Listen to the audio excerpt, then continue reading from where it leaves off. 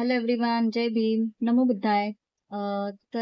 आजचा व्हिडिओ किंवा ब्लॉग बनवण्याचं कारण असं की काही दिवसांपूर्वीच आपल्या बदलापूरमध्ये एका तरुणीने श्रीराम यांच्याबद्दलचे वादग्रस्त विधान केलं. त्यामुळे आपणही थोडंसं व्यक्त व्हावं म्हणून हा व्हिडिओ बनवते. तिने जे विधान केलं आहे ते खरंच चुकीचंच आहे.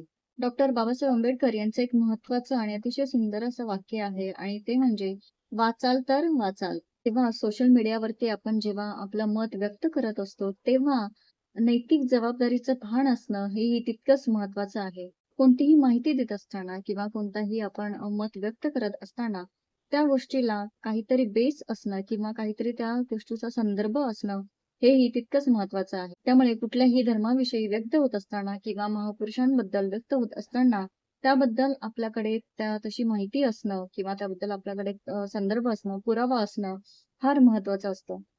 त्यामुळे डॉक्टर बाबासाहेब आंबेडकर यांनी जे आपल्याला संविधान दिलं आहे, ते आपल्याला धर्मनिरपेक्षता हे शिकवतं. त्यामुळे कोणत्याही धर्माबद्दल जर आपण अपशब्द काढले, तर त्याबद्दलची शिक्षा ही आपल्याला ह्याच राज्यघटनेने दिलेली आहे. त्यामुळे आहे देशातील कुठल्याही नागरिकावर जर अन्याय झाला, तर हे संविधानच त्याला तारणारं आहे.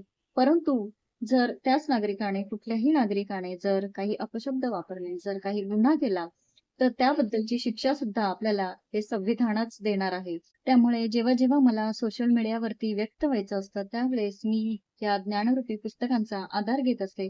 कारण माझे वडील मला नेहमी सांगतात, की जेव्हा-जेव्हा आपल्याला काही माहिती द्यायची असते किंवा महापुरुषांबद्दल काही जर तुम्हाला सांगायचं असेल, तर ते त्याच्यासाठी काहीतरी बेस हवा आणि तो बेस म्हणजे ही जी पुस्तकं आहेत, ते आपल्याला भरपूर काही देऊन जातं.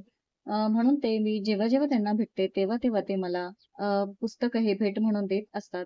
आणि म्हणूनच या आजच्या तरुण पिढीला एकच सांगणं आहे, की असं बेभान होऊन काहीही बोलून जाण्यापेक्षा आणि आपलं आयुष्य हे असं व्यर्थ घालवण्यापेक्षा या ज्ञानरूपी पुस्तकांचा आधार घ्या, वाचा. कारण डॉक्टर बाबासाहेब आंबेडकर म्हणून गेले आहेत, "वाचाल तर वाचाल."